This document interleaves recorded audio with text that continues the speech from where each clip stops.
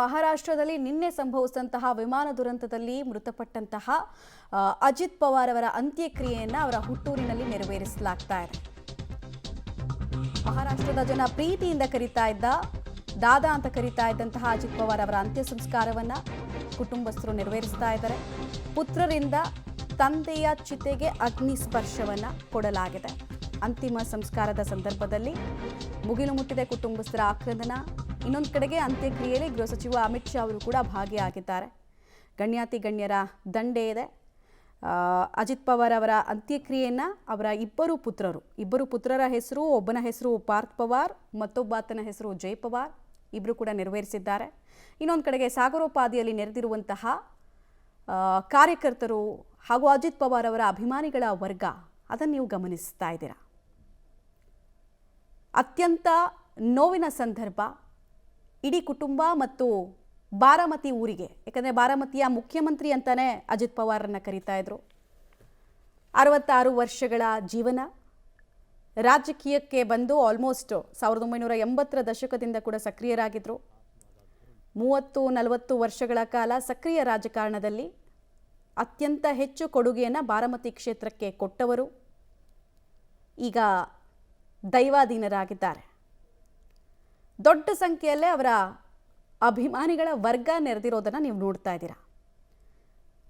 ಅಜಿತ್ ಪವಾರ್ ಯಾವಾಗಲೇ ಊರಿಗೆ ಬರ್ತಾರೆ ಅಂದರೂ ಕೂಡ ಇದರಲ್ಲಿ ಅಟ್ಲೀಸ್ಟ್ 1 ಲಕ್ಷ 2 ಲಕ್ಷ ಜನ ಅಂತೂ ಬರ್ತಾ ಇದ್ರು ಅವ್ರನ್ನ ನೋಡೋದಕ್ಕೆ, ತಮ್ಮ ಆಹ್ವಾನಗಳನ್ನು ಸ್ವೀಕರಿಸ್ತಾರೆ ಅಂತ ಹೇಳಿಬಿಟ್ಟು. ಬಟ್ ಈಗ ಆ ವ್ಯಕ್ತಿ ದೈಹಿಕವಾಗಿ ಇವರನ್ನು ಅಗಲಿದ್ದಾರೆ. ಅಂತ್ಯಕ್ರಿಯೆಯನ್ನು ಅವರ ಇಬ್ಬರು ಪುತ್ರರಾಗಿರುವಂತಹ ಪಾರ್ಥ್ ಪವಾರ್ ಮತ್ತು ಜೈ ಪವಾರ್ ನೆರವೇರಿಸ್ತಾ ಇದ್ದಾರೆ. ಪಶ್ಚಿಮ ಮಹಾರಾಷ್ಟ್ರದ ಬಗ್ಗೆ ಅಜಿತ್ ಪವಾರ್ ಅವರಿಗಿದ್ದಂತಹ ಅತ್ಯಂತ ಹೆಚ್ಚು ಆಸಕ್ತಿ ಮತ್ತು ಹಿಡಿತ ಈಗ ಅಲ್ಲೊಂದು ಶೂನ್ಯತೆ ಸೃಷ್ಟಿಯಾದಂಗಾಗಿದೆ. ಬಾರಾಮತಿ ಸತತ 8 ಸಲ ಪ್ರತಿನಿಧಿಸಿದಂತಹ ಅಜಿತ್ ಪವಾರ್ ಅವರ ನೆಚ್ಚಿನ ಕ್ಷೇತ್ರ, ಅಲ್ಲೇ MP ಕೂಡ ಆಗಿದ್ರು. ಇನ್ನೊಂದು ಕಡೆಗೆ ನೀವು ಅಮಿತ್ ಶಾ ಅವರನ್ನು ನೋಡ್ತಾ ಇದ್ದೀರಾ, ಕೇಂದ್ರ ಗೃಹ ಸಚಿವರು. ಮೈತ್ರಿಯ ಭಾಗ ಆಗಿದ್ರು ಅಜಿತ್ ಪವಾರ್. 41 ಶಾಸಕರ ಜೊತೆಗೆ BJPಗೆ ಸಪೋರ್ಟ್ ಕೊಟ್ಟಿದ್ರು ಸರ್ಕಾರ ರಚನೆ ಮಾಡೋದಕ್ಕೆ. ಸುದೀರ್ಘ ಅವಧಿಯ DCM ಅವರನ್ನು ನೋವಿನೊಂದಿಗೆ ಕಳಿಸ್ಕೊಡ್ಬೇಕಾದಂತಹ ಸಂದರ್ಭ. ವಿದಾಯಗಳು ಯಾವಾಗಲೂ ಭಾರವಾಗಿರುತ್ತೆ.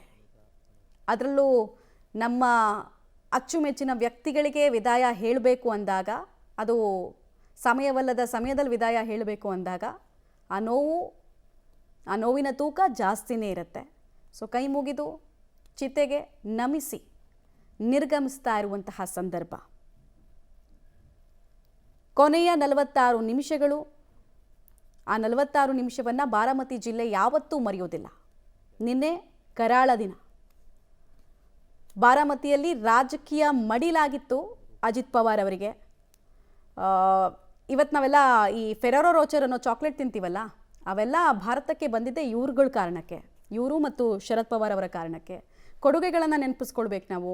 ಸಾಮಾಜಿಕ ನ್ಯಾಯ ಅಂತ ನಾವು ಶಬ್ದವನ್ನು ಕೇಳಿರ್ತೀವಿ ಕರ್ನಾಟಕದಲ್ಲಿ, ಸಿದ್ದರಾಮಯ್ಯ ಅವರು ಪದೇ ಪದೇ ಹೇಳ್ತಿರ್ತಾರೆ. ಅದೇ ರೀತಿ ಸಾಮಾಜಿಕ ನ್ಯಾಯ ಮತ್ತು ಹಲವು ವಿಚಾರಧಾರೆಗಳನ್ನು ಜನರಿಗೆ ಎಫೆಕ್ಟಿವ್ ಆಗಿ ತಲುಪಿಸಿದ್ರು ಅಜಿತ್ ಪವಾರ್.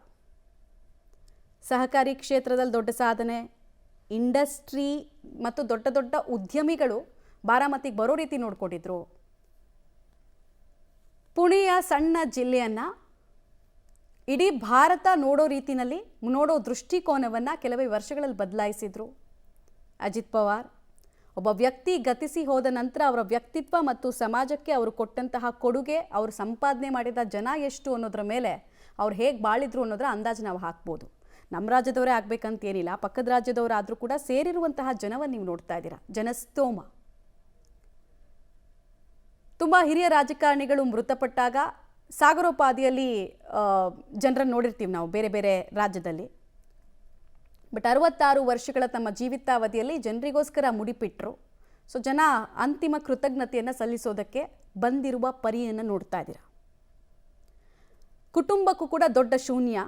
ಕಾರಣ ಶರದ್ ಪವಾರ್ ಅವರ ನಂತರ ಅಜಿತ್ ಪವಾರ್ರನ್ನು ಅಪ್ಪಿಕೊಂಡಂತೆ ಸುಪ್ರಿಯಾ ಸುಳೆಯನ್ನು ಅಪ್ಪಿಕೊಳ್ತಾರಾ, ಅವರ ಪತ್ನಿ ರಾಜಕೀಯ ಉತ್ತರಾಧಿಕಾರಿ ಆಗ್ತಾರಾ ಗೊತ್ತಿಲ್ಲ.